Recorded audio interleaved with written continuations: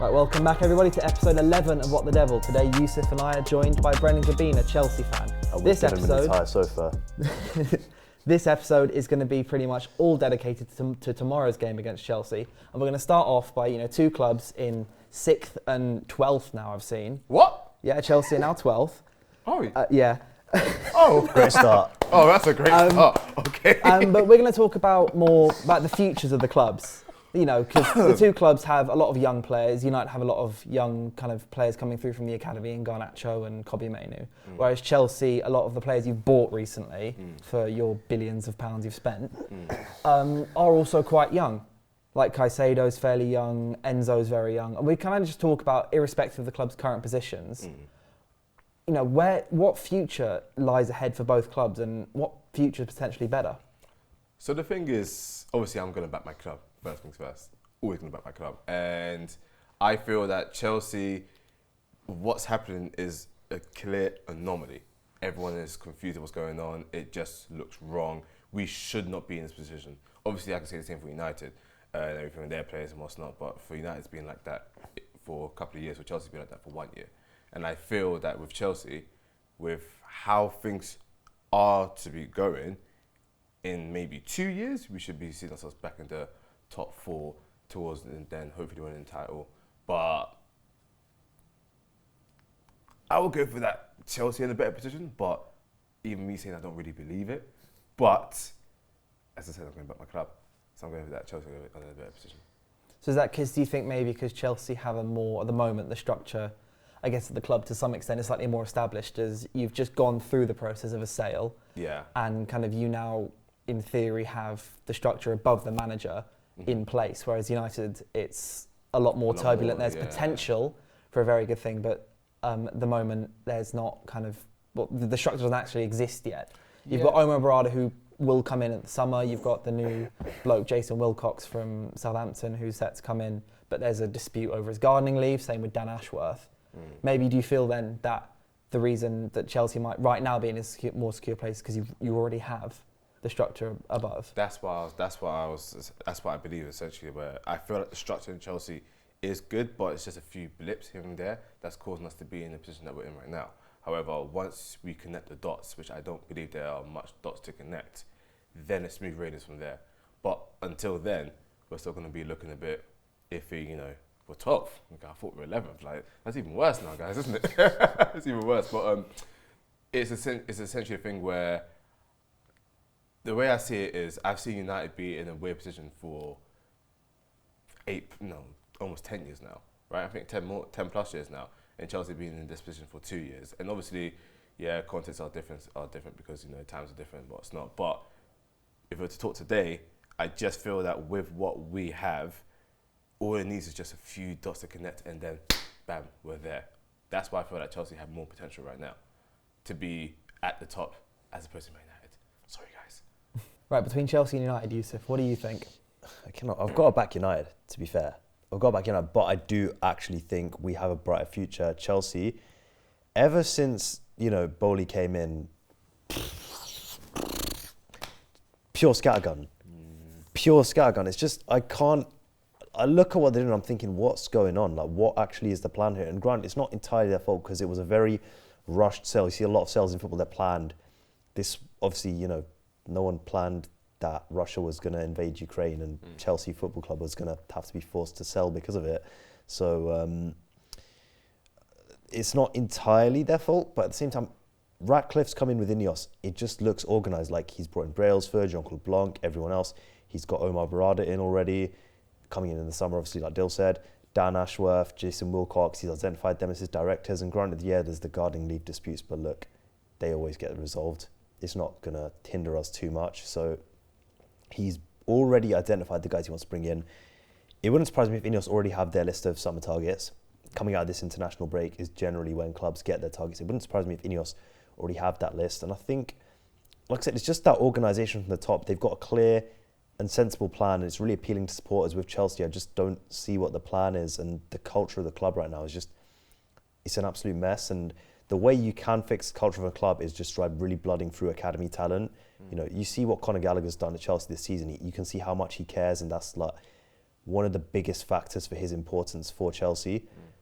But Chelsea's books are messed up. They've cooked them completely. Now, the only way they correct the books is by either they sell a lot of the players they bought on massive losses, which is just an admission of defeat and looks pretty bad on the ownership, or they sell the academy players, net zero book value. It's not really fair on the academy players, to be honest, because these are, you know, kids who have been at the club since they were little. They've grown up there, developed there, and you want to have that opportunity to make your debut and really make your mark. But the only way Chelsea really fix their books is by getting rid of academy players, and that means you probably maybe wait a few years, maybe try and make 1-2 smart signings, blood through a couple players, hope it fixes some of the balance issues in the team. But I just don't know that they've got the patience to do that. Like, I could see Bowley going out and trying to buy an Osimhen or something like that in the summer. Granted, I think Nicholas Jackson's really good, but I could see Bowley doing something like that, and I don't know what his plan is. Whereas with Ineos, I look at it and I think, yeah, you know what, actually, there is a plan here. There's organisation. That's the main thing for me. Yeah, on that, just tell you what I think is the main difference between the two ownerships now, like Ratcliffe versus Bowley, is Ratcliffe's, so far, obviously we only know the first couple of months of the moves they want to make, and a lot of the moves haven't actually been made yet, whereas Bowley we've seen for the last year. The stuff with Ratcliffe just seems a lot more measured, in my opinion. Bowley's Chelsea, just from my perspective, looks a little bit like it could be just a ticking time bomb, where at some point something's going to just fall apart.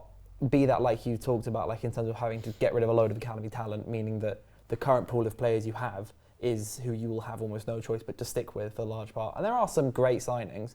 Cole Palmer, I'm a massive fan of, annoyingly. I think he's fantastic. Enzo Fernandez, I do really like as well. I love him. And obviously you've got players like Gusto as well who are doing very well.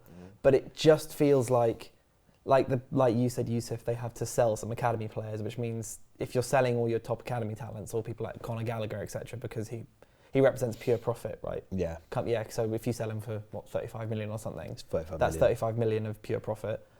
There won't be much people that you can kind of integrate into the squad like United have done over the past few seasons with Garnacho and Mainu. Yeah, no, we got the likes of Shea Lacey coming through as well, quite a few others. Jace Fitzgerald is supposed to be pretty good. Even, I think, he's on loan right now. Someone like Dan Gore is a player who can come in and actually be a squad player, in my opinion. Willie Campbell has made a few appearances. There are players in the academy who I can see breaking through and being important parts of the squad for United under Ten Hag. Obviously, I'm not too familiar with Chelsea's academy, but again, like, there's that need to kind of sell them almost, and that is a bit of a problem. Yeah, I mean, look upon our squad. Yeah, as you said, with Bowley, he has come and just basically said, I want you, I want you, I want you, I want you. 8-year contract, so on and so forth, right? And it's been a big gamble. And it looks like a gamble that's currently losing, whereas it's not really going the way he wanted it to. And I feel that because of that, I feel like Bowley in particular is stuck in two minds. Do I go again? Do I gamble on Osimhen? Do I gamble on like a big striker? Or do I try to sort out the team right now and see what I can do and everything? I mean, obviously that's the manager's job as well, but the way I feel is, I feel like Man United have a great structure in terms of what's coming. You do have a plan for the future. I don't know how long it's going to take, but you do have a plan to essentially get straight back to the top. But with us, the way Chelsea have always worked, right, in terms of since we've been good, so since 2002 onwards, right, it's been very bam, bam, bam. Like, for example, the way I think about it is the 2011-2012 season, right? All our players are getting old. Lampard was like 32. I'm about to say Gerrard for a second. Dropper was like 33. You got like JT and etc. JT, so all these players, they were getting older and and they weren't keeping up, right? And in the league, we were not performing at all, right? And we, I think, finished 6th or 7th that year, right? But we just said, screw it. Champions League, FA Cup, go all out. Do what you can, bam. And by doing that, we got a lot of money. We were able to go into next season. Think we would do better. We didn't do better. But it looks like things were happening. Though like we weren't good in the league, we went well for other stuff. And I feel like with what we have now, it's, how can I say it? to get better, the way Chelsea worked to get better, it's just being like, it's almost like it's been on vibes. Do you understand? Chelsea, in my opinion, are very vibes club where we're doing rubbish, but somehow in like March, we just start doing great. And before you know it, we won the FA Cup or we won like a big trophy. Well, not the league. The last time we actually looked structured in terms of proper structure was 2016. After the bad season that we had, then we won the league. And then the following year, we messed up with our transfers and everything. So it's a thing where it's like, again, one season or one part of the season will do great, next part will do rubbish. So what I'm hoping for, or what I think will happen is, or in the good world, or in the good universe, what will happen is, something happens where we just gamble, it goes in our favour where we win an FA Cup.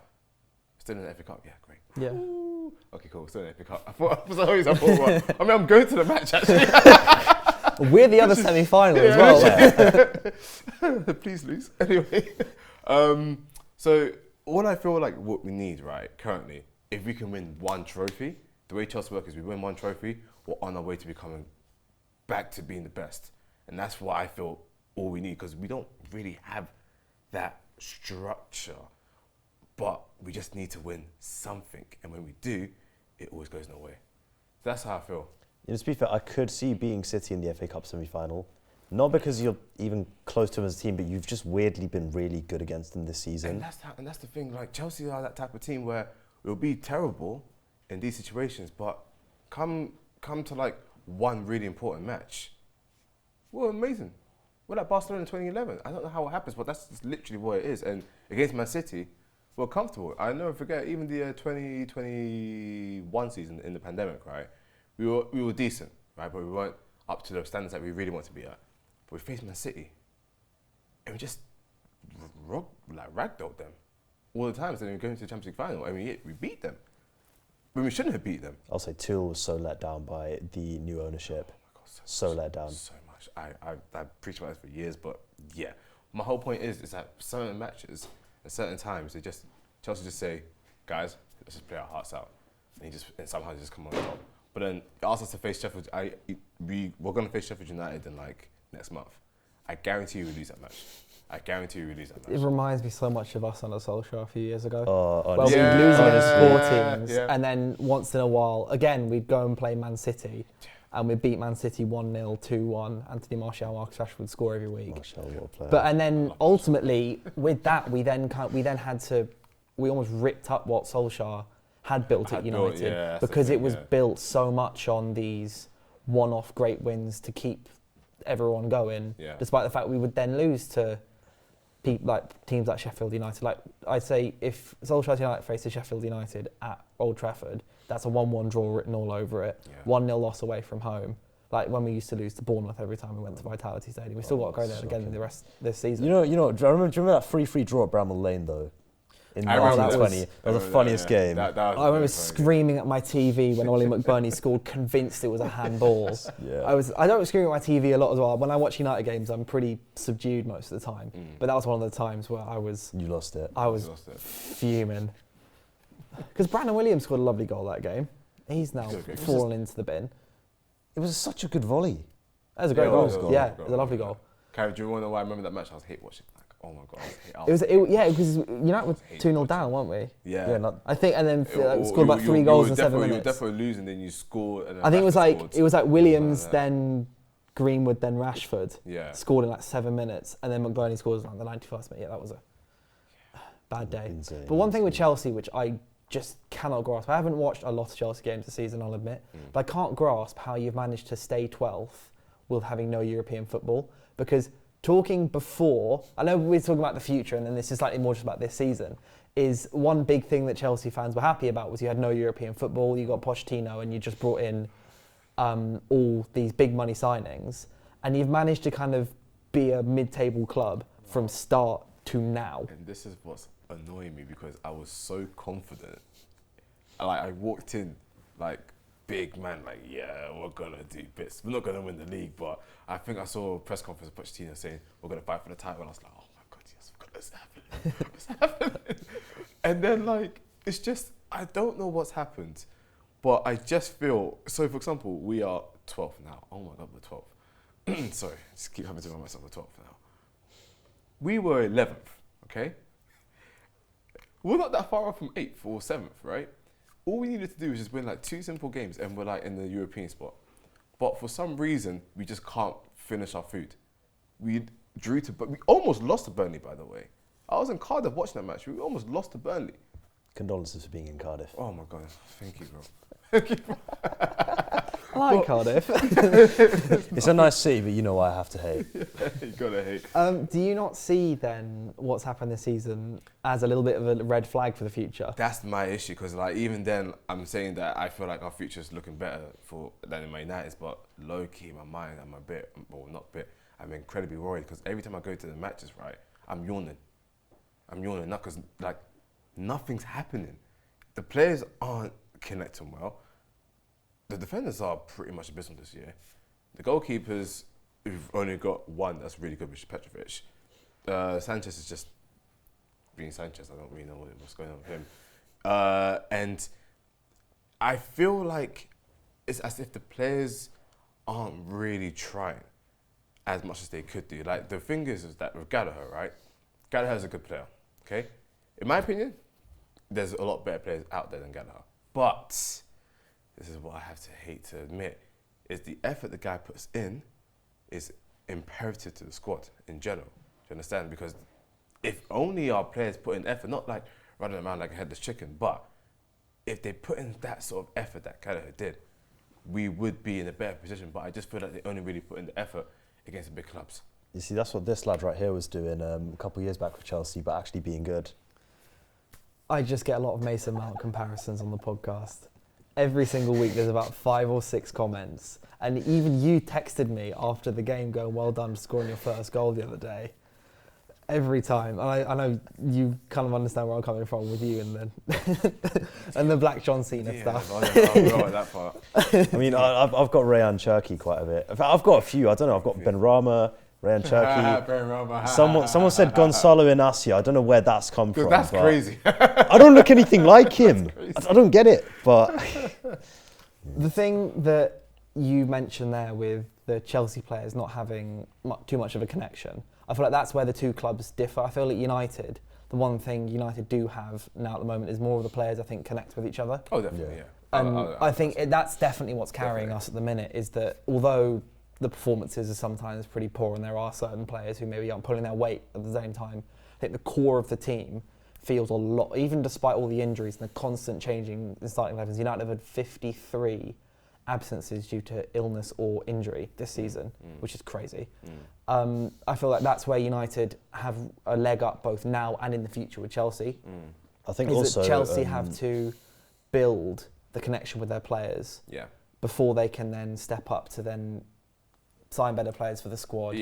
Maybe even get rid of the manager, change another manager. Whereas United have that connection already at the moment, regardless of if, let's say, Ten Hag's in or Ten Hag isn't. And adding to that, like a little bit, the connection with the fans at United is a lot stronger. Like everyone always says, United fans have the best away support in the country, and honestly, it's true. Like we do. The fans will never ever give up. They'll never ever give up. Every single week, no matter what. Even at Brentford, I mean, I didn't watch the game. I was at evening prayers, obviously for Ramadan, but from what I heard, dire performance. I had a friend in the away end, and he was like telling me, look, the fans are fully behind him. The fans are fully behind the manager in the away end, and that's the thing. Chelsea fans can be quite quick to turn.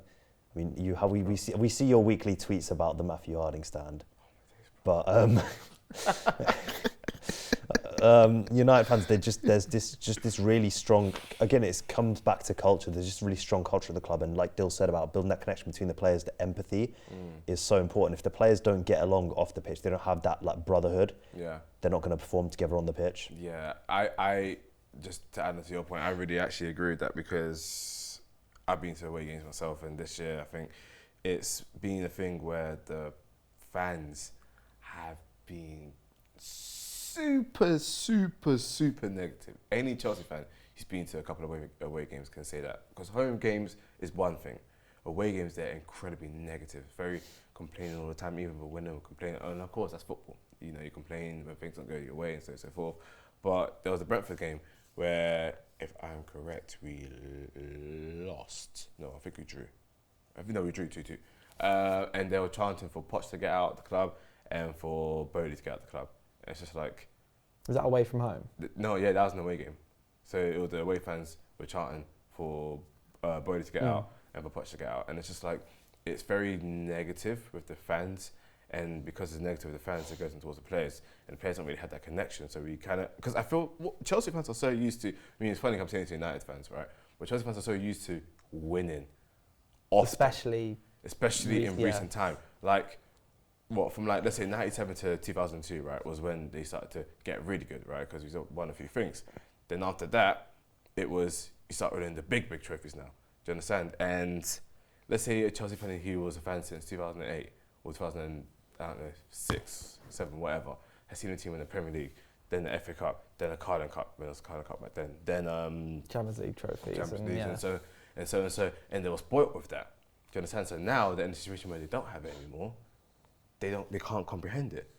And because of that, they are super negative. And I feel like the connection is lost as well, because you ask me, what do I believe it would take for us as a squad or the players to get good again, right? First thing I say to you is, I don't really know, because the midfield should be good. We have Enzo, we have Caicedo, we have Lavia, who's injured left, right, and centre. We have Garnacho, who's a hard worker, he can be a great squad player, whatever, if we were really, really good. And it's like we have players that look decent on paper, but on the pitch they're even worse. Because decent is not great. Do you understand? Decent is just, you're good. But I'm not looking at players and thinking, whoa. Do you understand? Because when I first was at Gusto, I was like, who's this guy? Do you understand? Then I got to see him play, and he's actually played a lot better.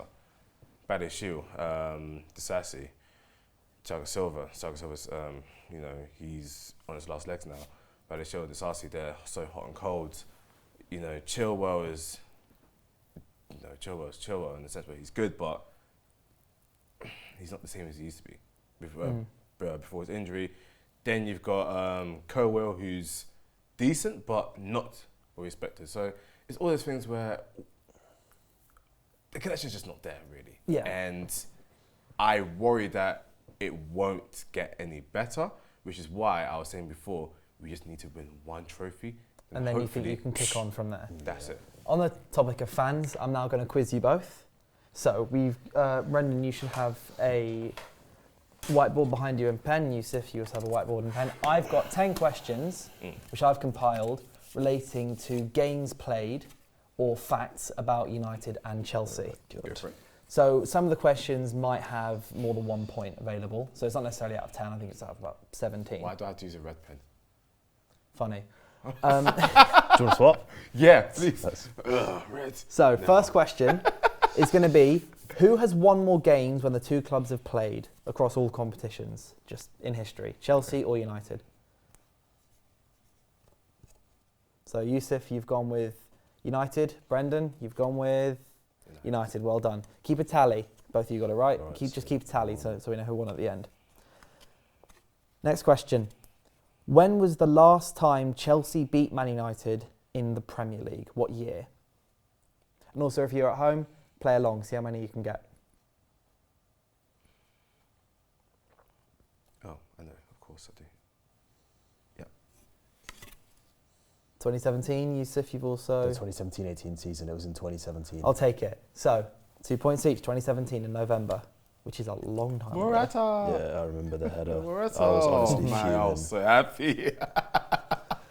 United beat Chelsea 4-1 in the Premier League in May 2023. But who are the 5 goal scorers? You get a point for each scorer you can name.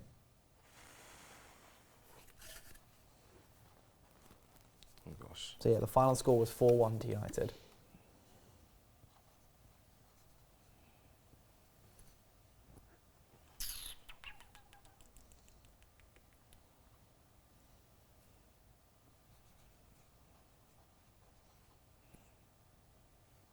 You got 10 seconds.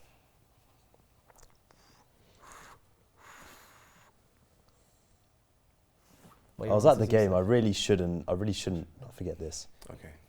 Who have you got, Brendan? Rashford, McTominay, Martial, João Felix. Yusuf has Rashford, Bruno Fernandes, Felix, Martial and Casemiro. Yeah, Casemiro scored a header from a free kick. He's got Marcus all 5 Rashford. correct. I was at the game. Marcus Rashford, obviously, it was that one where like he shot and it went through Kepa's legs. He saved it, but like, didn't fully save it, and then he like scored still. And then Felix Bruno scored scored a right at the end of the penalty. game. Yep. Martial scored the one where Sancho was 1-on-1 and passed it. So that's 5 points for Yusuf. I think 3 for you, Brendan. Yeah. Yeah. Question 4. Wayne Rooney has the joint most goals for United against Chelsea with 6. But who else also has 6?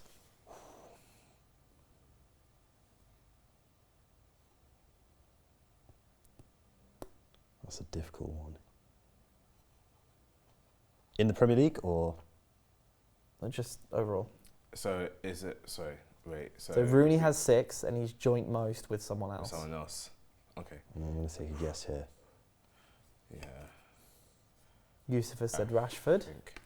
Brendan has said Drogba. It's Paul Scholes. Ooh. Yeah, Yes, that makes sense. Yeah. I was quite surprised. I didn't realise he scored so many goals against Chelsea. Oh, it's just He did. Rashford, 2000, 2003. Rashford has 5. When it comes to How much big did six Drogba? teams, I'm not sure how many Drogba has. I don't think he has. I think he scored that often against United. At Old Trafford once he scored in 2010. Oh gosh, I'm the offside goal, offside, yeah. It's very, very offside. Number 5. Which club has had more players play for them over the course of their entire history? Repeat that. Which club has had more players play for them over the course of their entire respective histories? Yusuf said United. we do have 28 years. 27 It's Man United, not Chelsea. 27 years. So United have had Chelsea. 964, Chelsea have had 801. Fair enough. Chelsea defeated Man United in the 2018 FA Cup final, much to my dismay, Great day. where Eden Hazard scored the only goal. But who gave away the penalty? I might be wrong. It's either him or someone else. Brendan said Rojo. Yusuf said Phil Jones. It's Phil Jones. I was Is so Rojo even angry play? that day. Did I Rojo- was So honestly angry. furious. I was on my way from Kent and I heard that. I was like, oh, glorious day. Number 7. Who scored for Chelsea during the famous 4-0 win over United in 2016? Oh, okay. Who were the 4 goal scorers? Again, a point for each one you get.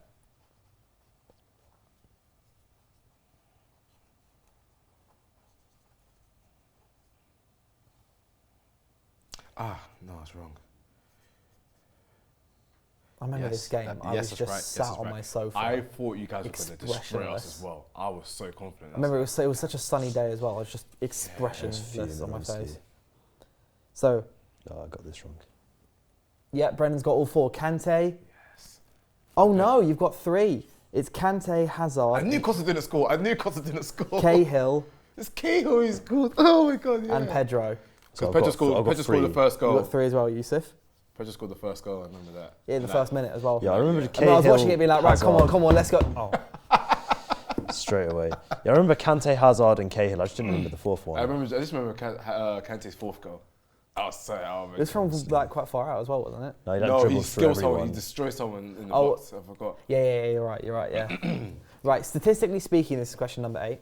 Statistically speaking, what is the most common scoreline between the 2 clubs across all competitions? And a bonus point if you can guess how many times that scoreline has happened. I'll only take exact answers. Happened quite a lot of times. I'll go for that. You've both gone 1-1. That is correct. It's happened 33 times Oh, wow. Flipping hell. across history. That is Yeah. ridiculous. Why did I say 7? I was trying to be smart. So you go for 2, I'll take 1 point. Question 9.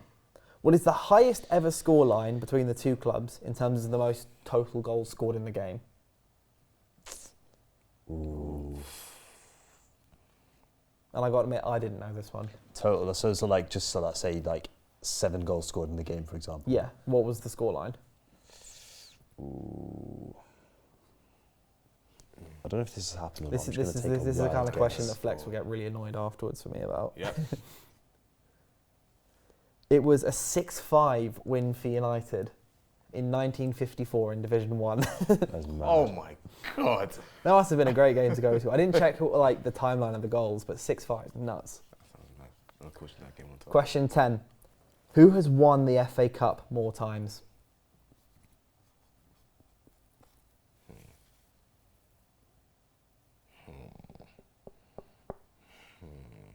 I already know I got this one right.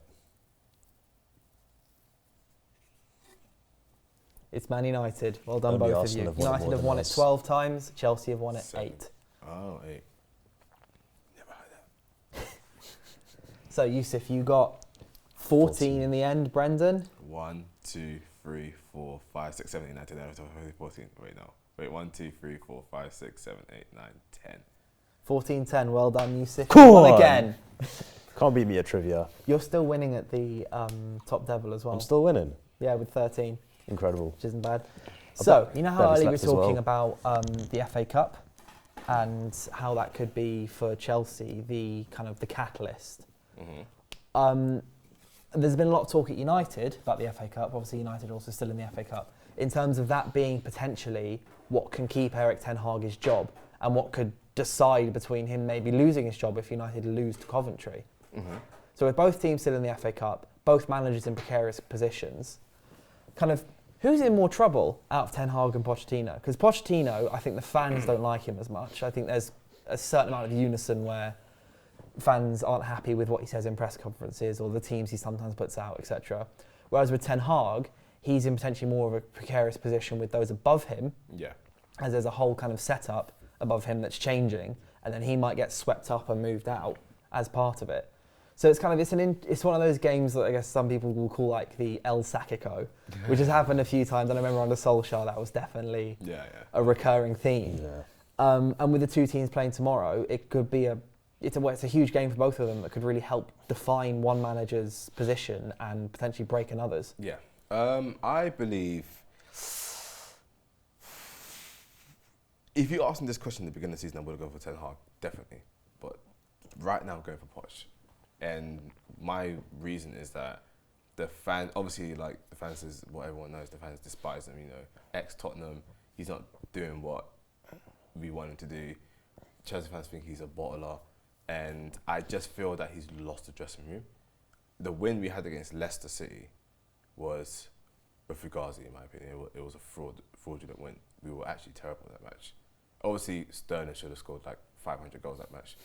But the whole point is that we were not good at all. And though we won, the fans were saying, Poch needs to leave, Poch needs to leave, Poch needs to leave. They were saying that throughout the entire match. And I just feel we are one big loss away and then he's finished. Whereas with Ten Hag, I feel that it's coming, but it will go on to next season. I feel with Poch, it's happening. It's going to happen before the season ends. Definitely. You think the key difference then maybe is that Ten Hag has credit in the bank after Yeah. finishing third After last finishing year back third. in the Champions League, and yes, Do you see what I mean? it was abysmal how we got knocked out of Europe beginning of the season, but he also Yeah. won the Carabao Cup, That's funny. and there's a certain amount of, I guess there's reasoning behind Ten Hag staying Yeah. in the way of if there's so much change going on at the club, it might be good to have some stability somewhere. Yeah, rather than Whereas at rush. Pochettino, he doesn't really have that kind of connection with the club. He's not really, has he won anything? No. You lost the Carabao Cup. Lost the Carabao Cup final, yeah. So all he has really is an L. And so maybe it is Pochettino who is in more trouble. Yeah. Yusuf, what do you think? Yeah, I reckon so. I mean, look, Chelsea are always kind of trigger happy with managers, but I feel like Bowley especially is a bit like that. I mean, he sacked Tuchel, brought in Potter, sacked Potter, Lampard on an interim again, brought in Poch. Wouldn't surprise me to see Poch go and someone else come in on an interim. Lampard part 3, anybody? No, please. No, I think with Ten Hag, all right, and I'm going to write on this in more depth, so keep an eye on my account later this week. If you are checking my account, please do check out my pinned tweet and retweet it, share whatever you can. But when it comes to Ten Hag, I think his project is it's being done in a very weird order. So typically with a project, right, obviously Arsenal kind of laid like a blueprint for a general project. Like they had those struggle seasons at the start, everyone mocked him, but look, they got proven right in the end. They persevered through the tough times because Arteta had a vision and a plan. Arsenal were very right to do that. Okay, a lot of clubs could learn from Arsenal, but Man United's just too much pressure. You don't get to come in at the start, have that first season where it's really like a massive struggle and survive. So Ten Hag, I think, almost kind of knew, or he realised very early on, he had to get that credit in the bank. Like Dill said, he's kind of compensated his vision a little bit with tactical security, gotten us through. We finished third in the league. We've won the Carabao Cup, and that's, just restored a little bit of feeling. And then now this season, he's got that credit in the bank to go and say, right, I'm ripping it up, starting it again my way. And don't get me wrong, there's things I would have done very differently. I've been critical of him this season. I still back him, but there's things I personally think, okay, you should have done that differently, you should have done this differently. And even within his vision, I feel like there's way he could, accommodate some players better. But if Ineos believe in his vision, I'm fully behind him. And if Ineos don't believe in his vision, I'll say, look, get rid, because it's not good to have that disconnect between manager and board. Really, really bad thing. But I think that his project's just slightly delineated almost. It's not like a classic, all right, we all said at the start it's going to have to get worse before it gets better, but you kind of expect that to happen straight away. This is now the getting worse part. And I think if Ineos decide they want to back that vision, we have to get behind it, because there's a good reason for it. What Ten Hag's trying to do, I know what he's trying to do. And what he's trying to do is very, very different, right? The style of football he wants to put in is very, very different. It's not this kind of Pep style football that a lot of people thought he was going to put in. It's actually a little bit more similar to Fernando Diniz, who has kind of taken over Twitter. Please never, ever, ever search the term relationism, by the way. Never. I'm so curious now.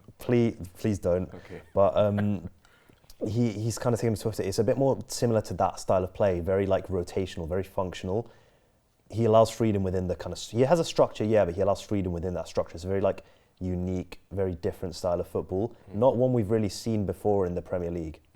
And I'd quite like to see it. Look, I think that someone like De Zerbi, for example, who a lot of United fans say, right, get in De Zerbi. De Zerbi makes the tactical floor of the team higher, but I don't think his ceiling is as high. Ten Hag, if he really gets his team to the level it wants to be at, I could see it being one of the best Premier League teams ever. I'm going to get clipped for that, all right? So again, if I do get clipped, please do check out my pinned tweet. But claim it off, because you know what it is, right? It's such an offensive, like, juggernaut style of play. I mean, we saw, and you can say, Ajax in the Dutch league, but they hadn't won it for years before Ten Hag came in. But again, like, it's just this offensive juggernaut style of play. It's really difficult to defend, but it requires a lot. It requires almost perfection, right? But if you get that, there's so much potential in it, in my opinion. That's a bold claim, but like, and especially right now with how badly we're doing, but I'm saying this is at his peak, all right? So I think Pochettino is in more trouble than Ten Hag, to put it shortly, but I wouldn't be surprised to see both go. Yeah, I mean, good point. I really think Poch is cooked. You think it's too far gone at this point? Oh, he's finished. But like when I mean we have one bad loss, and it's done. It's you really think we're gonna lose to Man City in the FA Cup and he's gonna stay? He's probably gonna be like, oh, yeah. At that really? point, you have nothing to play for. That's it. Because then it would be like, we won no trophies. We're 12th. With no European football. You've only had one game a week. But 12. Do you know how bad that is? One person replied to my tweet saying, because I was speaking about Arsenal, and he was like, "You guys are 14th. You shouldn't talk." I said, "Actually, we're 11th, so relax." Right? And now we're 12th, and that's just like creeping close to that 14th. We're getting closer to that 14th. Okay. On what you were saying, Yusuf, with Ten Hag and his Ajax style of play, just to play devil's advocate, he's already said that he doesn't think he can recreate his style at Ajax. United. Not the exact style, no, but I think like he's still got that overarching philosophy. And okay, I made a very big claim, right? I might have been exaggerating slightly, but what I mean is like it's just how offensive his like mindset is when it comes to football. Really, he's a really, really attacking manager. That's what his kind of ideal style of football is. Like, obviously, slightly different at Ajax. Even at Ajax, the 2019 team, the 2022 team, different teams. But he's got this really offensive vision of football. And that's why I say that, because we always remember these, like, offensive juggernaut-style sides. And this is a guy who, like, wants his teams to be, like, 100-plus goal teams. They play, like, it's quite risky, because they play so high up the pitch. I mean, Timber and Martinez at Ajax were playing almost like midfielders. in terms of their height and their positioning. And again, like I say, at Ajax, that's different to Man United. I'm not saying United are going to beat Ajax, but it's just so like mind-blowingly offensive. But if you get the players in that makes that work, it's something that is really, really dangerous. So it is what's happening now, you think, is more on the players? Because you say, obviously, Ten Hag has this philosophy of this attacking juggernaut, but we have wingers who don't create a single chance for our striker. Our young striker who needs to learn how to play the game, and the way you learn how to play the game is by, well, A, playing the game, and B, having people around you who can help you hone in your skills. And Højlund's skills are, very more than anything, his finishing, his movement, his athletic ability to get in the box at the final third and kind of crashing that 6-yard box. And you've got players who aren't creating anything for him. So is it more just on the players are unable to carry out his attacking instructions than Ten Hag not being able to mould his team to suit the players? I think it's a bit of a mix of that. So like Ten Hag, like I said, there's things I would have done differently. I think within what he's done this season, he could have accommodated the players a lot better. But also, I mean, look, we watch Anthony play football, like, come on. And again, Ten Hag signed Anthony, and that's like, for me, okay, if there's any reason to sack Ten Hag, it's that. But like, some of these players genuinely, I think, are just not, they're not at the technical level. When I look at players and I analyse them, I always think back to what Arsene Wenger said about technical ability is just the floor. That's like the bare minimum. And even in football in general, to get into football, that's your bare minimum. You look at Jorginho, for example, and how like he's not a very physical player, but because he's so good technically, that's what makes him a footballer. And then after that, it's your physicality, mental quality, and then after that, it's the tactics. The tactics come last, but the players almost define what you can do with your tactics. So again, Ten Hag, look, he shouldn't be recruiting. Like he's a coach, he's not a manager, if you know what I mean. That's why I think if Ineos back his vision, I'd be quite happy to stick with him because I think if they recruit for him, they're going to do a better job recruiting for him than he does recruiting for himself. I mean, hopefully no more Anthonys, but that's one thing that I've found a bit weird when comparing United and Chelsea, is I would say United's recruitment have been worse in the last couple of years than Chelsea's recruitment when you think about who, as an individual player, who Chelsea have signed versus who United have signed. Chelsea have Cole Palmer, Enzo Fernandez, Caicedo, who are all proven themselves to be very good players. Who walk Gusto's into been us very now. good. Yeah. And then United's, I mean, there are, there's debate that 1, 2, maybe 3 of Ten Hag's 16 signings have actually turned out what we want them to be. And even like if you count one of them as Alessandro Martinez, he spent 44 games injured or 45 games injured since last April, and he's out for now another month with another muscle problem. Or it's his first muscle problem, but United's very much not their first muscle problem. That's one thing I find strange with Chelsea United. Chelsea have signed the better players and look the worst team. Which is why your point where you said that you have better structure and the connection is better is actually true. Because as I said, when we signed the people, like you should have seen the vibes that Chelsea fans were having when we were signing these players. Like the endorphins was hitting. It was ridiculous. I didn't even care that much. But when I saw that we signed, so Fernandez was one thing. But when I saw we signed Caicedo, I was like, oh my god, that was everything, right? Because I was like, great player, solid players we're getting. I was like, this is great. Now we're gonna be looking sick. There's also beating Liverpool to it. It's yeah, like and getting one over on them. Oh my god, like, do you know what I mean? Because I'm like, that was a proper bidding war. That yeah, was. It was. So these players want to play for Chelsea. They want to play for the bigger club, and blah blah blah. But it's like, obviously, we have these players, and I know what they're capable of. But then they come to the squad, and they just look mid. They just look average. Whereas with you guys, you have players that are, on paper, worse than some of the signings that we've had, but you do seem to connect well. Which is why I kind of feel that people have gone towards a manager, because they're like, your players are doing this and they seem like they're connecting, but you're making this change, or you're not taking this player off, and so on and so forth. And because of that, we've now lost or drawn the game. Therefore, it's the manager's fault. Blah blah blah. So that's adding to your point, that your point at the beginning was very true. And just on the topic of comparing players, I've compiled a list of 5 players from each side who we're going to talk about, whose who's better? You can class Beautiful. better in any way you want. Obviously, we have Cole Palmer and Garnacho on the screen. That's not the one I'm going to start with. I'm going to start with Malo Gusto versus Diogo Dalot. Because Diogo Dalot this season has come on leaps and bounds. He's been fantastic at United. But obviously, Gusto is very much establishing himself at Chelsea as well. So I'll just pose the question.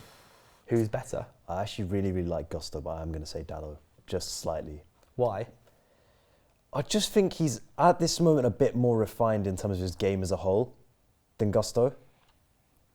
I think he's just maybe had more time to Yeah, develop just a himself little as a bit. footballer. Yeah, just a little bit more time to develop himself as a footballer. I think Gusto's really, really good. I think I just trust Dalot a little bit more. Like Gusto's still sometimes a bit of a loose cannon. He can be, whereas Dalot, like, possibly United's most reliable player this season. Yeah, that's a good point. But I back my players as always. Of course. I'm gonna go for Malo Gusto. Why then? The thing is Just because he's a Chelsea player? that's one. That's one point. But two, I've loved Dalot for a long time. Like genuinely, I've always backed him, and as like, not to make another debate with United fans, but I've always backed him to be the player that I preferred to Wan-Bissaka. I just felt like he had more to his game. No one show JMND comps. Yeah, boy, he will kill me. He will kill me. But so I've always said that he's a great player, and I still feel I'm actually happy to see that Dalot's refined himself a lot more this season, because I just felt that people were just disrespecting the holy hell out of him, especially. Well, he was doing really well before the World Cup. Then after the World Cup, he kind of dropped down, and then this season he's come up to like where he should be. But I choose Gusto because I just feel like Gusto is still coming up, whereas Dalot is reaching towards his peak, in my opinion. That's what I believe.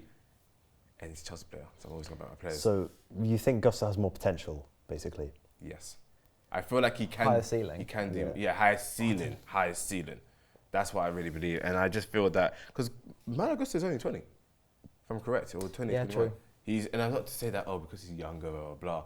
But I just feel that with what I've seen of him, because the thing with Gusto is that he started the season a bit iffy. Not bad, but he started off like he was a shy kid. Do you understand? And then he had to be, because James got injured, he had to be the father to step up, basically. He had to be there. He's then kind of grown into himself a bit more. Do you understand? Not the stepfather, the So father you think steps up. Exactly. I was trying to figure out how to say it. And he's done so well to the point where Chelsea fans are saying, obviously they're saying we need James back, but they're like, that's the least of their issues now. There's other things to worry about because the hole that James left has been filled somewhat by Do you see what I mean? Gusto. And that's a big role to fill. It is. because James is fantastic. James as a player, is deemed to be the best right back in the world at one point, or best right back in the league at least. So I just feel that with Gusto and what he's doing is amazing. I just feel like he can do so much more if we have the right team together. Because I just feel like his potential is endless. So you think overall you've got maybe us, we were saying Dalot's at this very second the better player. However, Gusto has the opportunity to overtake Dalot's peak at some point, considering the fact that there's like a 5-6 year age gap between them. If you asked me to give me a player right now, the second for like a match that I needed to win, I would probably go for Dalot. Yeah. But if you told me who would I prefer, I would look at Gusto and I think to myself, Gusto and Dalot aren't far apart at all, but Gusto has more that he can achieve. Potentially. I think Dalot still has a bit of room for growth. Like if He he definitely sorts his final ball out, you're talking about one of the most complete fullbacks probably in the world. Yeah, his crossing does really annoy me. It's good when getting he better. He arrived. used to be really good. He was really good. I remember he got an assist on his debut, I believe, in like some Carabao Cup game when he was like 19. And then it's kind of, that's the one thing that's maybe not improved, but his overall defending. It's getting a and bit better everything this else season, I good. think, his crossing, but it still needs work. But yeah, like I think, I don't know, like because he's just a player who ticks the boxes. Yeah. So if he gets that unlocked, starts getting more assists, then he's talking about a ridiculous footballer. But yeah, I think it's fair to say Gusto has more potential. If we're talking about better, I think like better is like right now who is better to me. It's Dalot. Yeah, and I think we agree on Dalot. Yeah, I don't think there's much debate with that. Yeah. And next one, we're going to go with two workhorses in midfield. We've got Scott McTominay and Conor Gallagher. Oh my days. I know, slightly different profiles, slightly different profiles, but McTominay has started playing further up this season and has, at points, been very useful and at points been incredibly frustrating. That's an awful question. So, who's the better player? Scott McTominay or Conor Gallagher? I'm actually struggling here. Yeah, me too. I can't lie to you. I don't know, because if we're talking about all-round midfield game, I'd say Gallagher's probably like his passing and stuff is better. Like he can play more of a role in midfield, but in the final third, like McTominay's goal-scoring instincts are just ridiculous. It's crazy, yeah. He used to be a striker in the academy. Yeah, you can see how well he strikes the ball and stuff. It's ridiculous, but His ball striking is lovely. I don't know. I'm going for Gallagher just about my player. Just about my team. Because I was going to say, I'd rather have Scott McTominay. Not because he's the better... Let's say, okay, the better footballer, I would say, is Conor Gallagher, as just a football player. But I would rather have Scott McTominay in my team. Because you can find 100 Conor Gallaghers across Europe. I think it would be hard to find, for better or for worse, another player like Scott McTominay. I think there's a few. There's a lot. Just in terms of what he has given United... And I've said this before, I think I said this on the podcast last week. If Scott McTominay is anywhere near our starting 11, get him out of there. Yeah. But put him kind of, on the bench. I love the box crashing thing. It does feel quite Man United. So like Fellaini almost. Yeah. And I think, for all his worth, Fellaini was a little over-hated at the club. Oh, yeah. Like, obviously, hindsight's 2020, but it was actually quite good fun having him at some point. Yeah. But I would say... Conor Gallagher, better footballer. Because I remember when he was at Swansea as well. I quite liked him at Swansea. I believe he was on loan. But he couldn't score a goal to save his life. I remember when he was there. But I would rather have someone like Scott McTominay in my squad, as long as it wasn't the guy who was sat in the midfield 3 every week. Yeah, I agree with that, to be honest. I think nailed it, really. I'd say Gallagher's the overall better footballer, but shout out. But McTominay, I think he's a better squad option to have. I think also it's what they represent for their clubs. Like I was talking about earlier with the culture at Chelsea and why Gallagher's been so important, because like you said, he cares. It's the important thing. McTominay really cares, and he's like one of the leaders in the squad. I mean, look, he's captained us at Anfield, and that is a pretty big thing to wear. So yeah, no, definitely. So we're saying Conor Gallagher, better player, Scott McTominay, better person to have in the team. I think Chelsea could do with someone like McTominay. I think it would be quite funny. Why?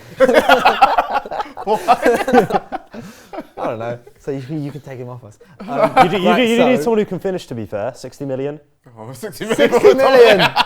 60 million. Bowleynomics, you never know. £5 on a cheeseburger, I'll take him, bro. Next one we're going to is the big one. Cole Palmer versus Alejandro Garnacho. These are two players. What's Cole Palmer? I'm not even going to let you finish it. Because what I want to say is Cole Palmer this season has been unreal. Yeah. And he really saved me in Fantasy League last week. I captained him, 30 points.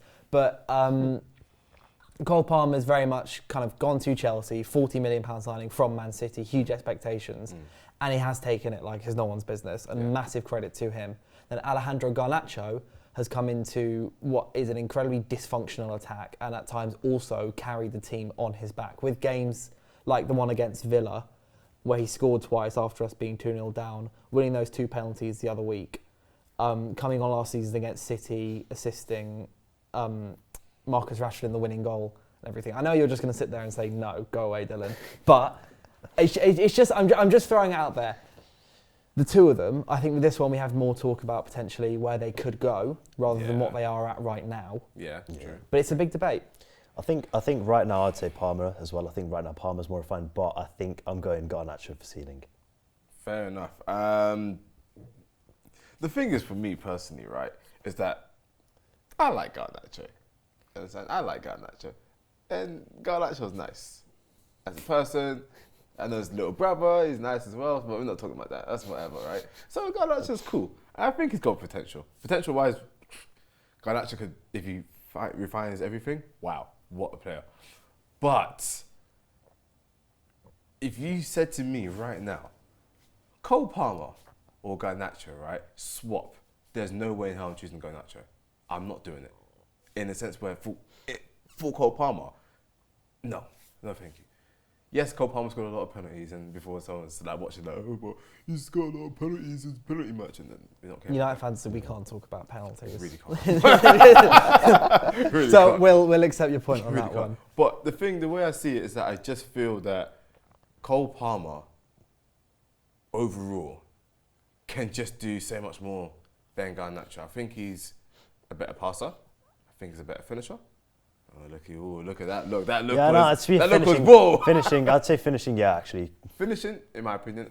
Dribbling, That's Garnacho. That's got to be yeah. Garnacho. I was trying to be deluded there, but I know it's Garnacho. And off the ball, I will go for Palmer because no, I'll go for Palmer over here. I'll go for Palmer over here. I just feel like Palmer, but we're just so bad, so everyone ignores him, so you don't see it. I'm going for Palmer. I'm going for Palmer there. And in general, I know, God, because the thing is, Garnacho has improved so much in the past 4 months. In the past 4 months, I would say, yeah, like he's done amazing. I'm happy you didn't use that goal he scored against Everton as a bragging point because That was a massive fluke, man. yeah. As much as it adds to his highlight reel, I think like Garnacho goal, and it's one of the best Premier League goals ever. It's taking away things like the fact that it's Garnacho everything. Judging players on things like that, I feel is never the most sensible thing to do. Okay, fair. Because because you can't judge a player just based on his peak only. Yeah. You got to judge based on everything else in the game. Yeah. But that being said, one of the best Premier League goals of all time. Cole Palmer, in his wildest dreams, couldn't do that. Of course not. Of course not. I agree. I think Palmer's a better player right now. He's more refined. Like I say, better. Just his technical level is better. Like better passer, finisher as of right now. Better decision maker. Definitely. Garnacho is still very raw in that aspect.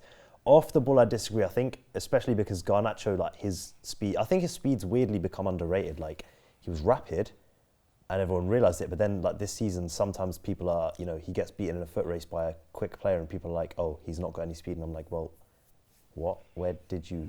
What game are you watching? That this isn't a fast footballer, a very fast footballer." And then people say stuff like, "He's not Rashford," and I said, "So are the vast majority of footballers probably ever." In terms of speed and like just pure power. I think if Garnacho like fills out a bit, right? Train him, please.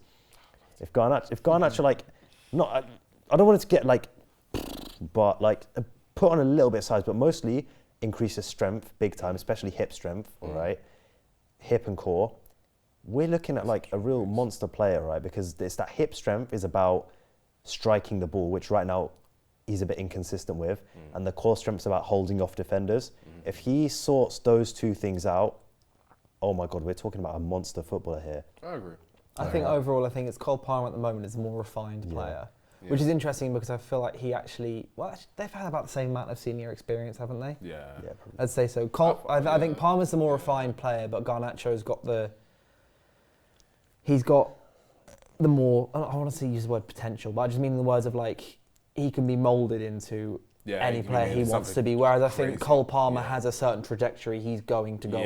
Whereas Garnacho could be anything. I think Garnacho's more of the wild. I think Garnacho's mentality too, like even in games, he's just such an absolute warrior. Yeah. He doesn't care about anything, is what I love on the football pitch. He'll get knocked down, he'll get back up running, and he'll miss the chance, he'll take 3 more. Yeah. And I'm going to move quickly on to the next one, and this is one that you're not going to enjoy, is who's been the worst signing between 2 of the Premier League's least popular wingers in Mudryk and Antony. Antony. Well, who's the worst one? Who's been the kind of worst money for money signing? Antony by a gazillion miles. Antony. By a gazillion miles. I'm never going to entertain that. Look, all right. Mudryk might be terrible. At least he can run. At least he can run fast. No, he's not. No, people, no.